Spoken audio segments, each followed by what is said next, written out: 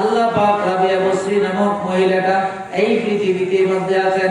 আল্লাহ পাকের কোন ওলি বলেন, আগার কর দি তুদার তাওহীদ বানি বাকিয়াবি বাকায়ে জিন্দেগানি।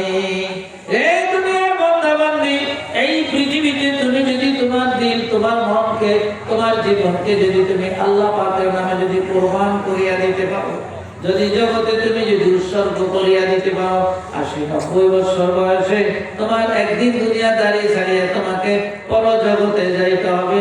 জানিয়া নাও, তোমার দুনিয়ার জমিনে তোমার মরণ হয়ে যাবে, কিন্তু তোমার সুনাম সুখ্যাতি কিয়ামত পর্যন্ত দুনিয়ার জমিনে অপূর্ণ হয়ে থাকবে। জোরে বলেন সুবহানাল্লাহ।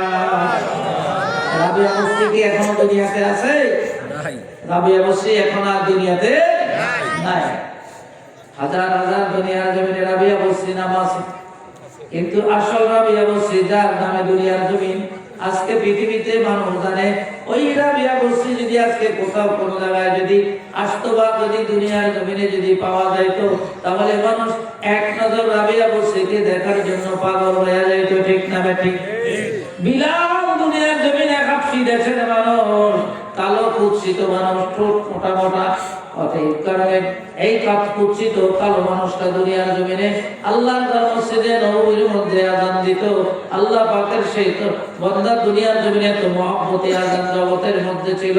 আল্লাহ পাকের আর সারাদিন পর্যন্ত এই আওয়াজ ছড়িয়ে যাইতো।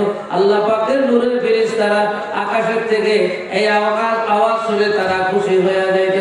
চলে বলেন সুবহানাল্লাহ। হযরত বিলাল তো ভাই দুনিয়ার জমিনে, কিন্তু বিলাল না থাকলো, বিলালের নামটা দুনিয়ার জমিনে দুনিয়া থাকবে যতদিন, বিলালের নামটাও থাকবে ততদিন। ঠিক না? সেজন্য বলা হয়েছে, যদি তুমি নিজের জীবনকে যদি তুমি আল্লাহর নামে আল্লাহর হুকুমের মধ্যে উৎসর্গ করিয়া দিতে পারো, তাহলে তুমি জানি আল্লাহ এই পৃথিবীতে দুনিয়ার জমিন থেকে তোমার 80-90 বছর পরে তুমি দুনিয়ার জমিন থেকে বিদায় হয়ে যাবে। এই দুনিয়ার জমিনে এমন জীবন তুমি করিবে গঠন, মরিলে হাসিবে তুমি, কান্দিবে ভুবন। এই করিনুপন মোরা, এই করিনুপন ফুলের মতো গর্ব মোরা, মোদের এই জীবন। বলেন সুবহানাল্লাহ। হাজিরিন, রাবিয়া বসরি আল্লাহ পাকের কাছে বলে, জান্নাত ও দোজখ সে আরাম क्या करो, जन्नत ও দোজখ সে আরাম क्या करो, आरज़ू है मैं तुझे देखा करो।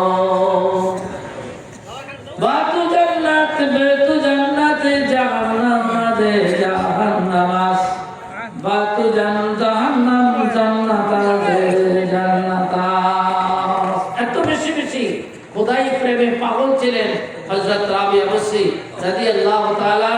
দুনিয়া জমিনের মধ্যে আল্লাহ পাকের কাছে বলে, আল্লাহ আমি তোমার জন্য, তোমাকে দেখার জন্য পাগল, তোমার জান্নাতের জন্য আমি পাগল নয়, আর জাহান্নামকে আমি ভয় করি না। একমাত্র তোমার কুদরতি নূর আমি দেখে আমার মনটাকে শান্তি করব, সেজন্য আমার জীবনের যত পরিশ্রম সাধনা সবকিছু আমি করতেছি। অতএব কারণে এমন মানুষ জগতের মধ্যে যখন নাকি সেই বান্দি হিসাবে, দাসী হিসাবে মালিকের কাছে যখন জীবন যাপন করতেছিল, বলছিল, মালিক রে আমাকে একটা নিরালা ঘরে থাকতে দিবা, দিনে তুমি আমার থেকে কাজ দিবা, দিনে তোমার যত রকমের কাজের প্রয়োজন আছে আমি তোমার দিনে কাজ করে দিব, কিন্তু রাত্রের জন্য আমাকে তুমি একটু ছুটি দিবা, রাত্রে আমাকে কোনো কাজ দিও না। বলেন সুবহানাল্লাহ। হযরত রাবিয়া বসরি মালিকের কাছে যে বলে, মালিক সারাদিন তো তোমার কাজ করলাম, তাতে তোমার কাজের মধ্যে আমার কোনো ত্রুটি বিচ্যুতি হয়েছে কিনা, যদি হয়ে থাকে তাহলে তুমি আমাকে ক্ষমা করিয়ে দাও। ও আমার মা ও বোনেরা, একটু খেয়াল করবেন, স্বামী দুনিয়ার জমিনে আপনার জগতের মধ্যে হেদায়েতের একটা আল্লাহ পাকের নেয়ামত, একটা দোয়া। স্বামীকে আপনি অসন্তুষ্ট করে জগতের মধ্যে আপনি বন্দিগি করবেন, স্বামী যদি অসন্তুষ্ট থাকে তাহলে আপনার বন্দিগি আল্লাহর দরবারে কবুল হবে না। আর স্বামী যদি আপনার উপরে কোনো জুলুম করে, আল্লাহর আদালতের মধ্যে তাকে একদিন জানলা জানলা করে হিসাব আল্লাহ তার থেকে নেবেন। ঠিক না ঠিক বলে? সন্তান দুনিয়ার জমিনে মা বাবার প্রতি সন্তুষ্ট থাকলে আর মা বাবা খেদমত করলে দুনিয়াতে সাধারণ যদি কোনো জগতের মধ্যে যদি যারা পরিমাণ যদি নেকি করে পাহাড় পরিমাণ তার নেকি আমলনামার মধ্যে দেখা হয়ে যাবে। আর যদি মা বাবার মধ্যে আনে, মা বাবাকে যদি খুশি না করে সন্তান যত নেকি করে পাহাড় পাহাড় পরিমাণ নেকি করলো, তার এই নেকির দ্বারা আল্লাহর জান্নাতে যাওয়া সম্ভব হবে না। বলছে মালিক, রাবিয়া বলছে বলে মালিক রে, আমি সারা দিন ভরা যে কাজ করছি তোমার, তাতে তুমি খুশি আছো কিনা? কারণ কিতাবের মধ্যে আছে মালিক দুনিয়ার জমিনে শ্রমিক যদি মালিকের কাজ না করে প্রতারণা করে, যদি তার মধ্যে চালাকি করে, মালিকের কাজের মধ্যে যদি সে ঠকায়, তাহলে দুনিয়ার যত বন্দেগী করুক না কেন আল্লাহ পাক তার সেই বন্দেগী কবুল করবে না।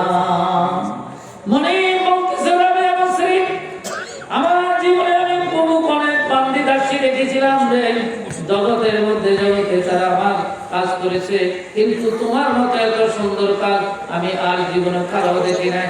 যারে যারা আমি তোমাকে কি করে দিলাম, খুশি মনে তোমাকে বিদায় করে দিলাম। তুমি রাত্রিতে তোমার মনের ইচ্ছা মতো তোমার জীবন যাপন করতে তুমি চলিয়া যাও।